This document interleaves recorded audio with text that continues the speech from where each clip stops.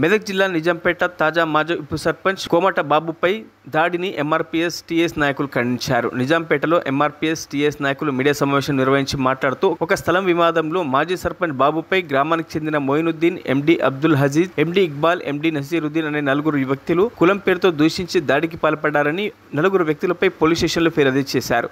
పోలీసులు స్పందించి నిందితులపై SC ST atrocity case నమోదు చేసి రిమాండ్కు తరలించాలని వారు డిమాండ్ చేశారు. మేము తీవ్రంగా ఎంఆర్పీఎస్ టీఎస్ నేషనల్ వర్కింగ్ ప్రెసిడెంట్గా మరి ఈ సందర్భంగా నిజాంపేట మెదక్ జిల్లా అనేటువంటి జిల్లాలో నిజాంపేట మరి కేంద్రంలో కొమ్మాట బాబుపై మాజీ ఉప సర్పంచ్గా మరి 5 ఏళ్ల కాలాన్ని పురస్కరించుకొని మరి నేడు తన వృత్తిని బాధ్యత సామాజిక బాధ్యతగా కోణంలో జీవనోపాధి కోసం సెంటరింగ్ వర్క్ చేసుకుంటూ ఉన్నటువంటి వ్యక్తి పైన మరి దాడి చేయడం చాలా దుర్మార్గమైనటువంటి చర్య.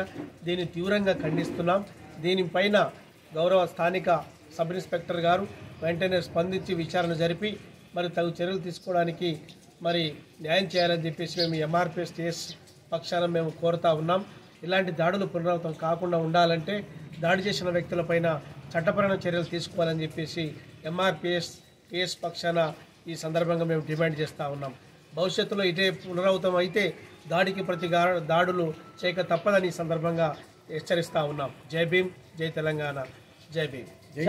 కొమ్మట బాబుపై కులం పేరుతో దూషించి ఆయనకు ప్రాణహాని కలిగే విధంగా నలుగురు వ్యక్తులు ముస్లిం సోదరులు మరి వాళ్ళు కులం పేరుతో దూషిస్తూ అనేక రకమైనటువంటి ఇబ్బందులకు గురి చేసినటువంటి వారిపై చట్టరీత్యా చర్యలు పోలీసు యంత్రాంగం తక్షణం తీసుకోవాలని చెప్పేసి ఎంఆర్పీఎస్ డిమాండ్ చేస్తుంది.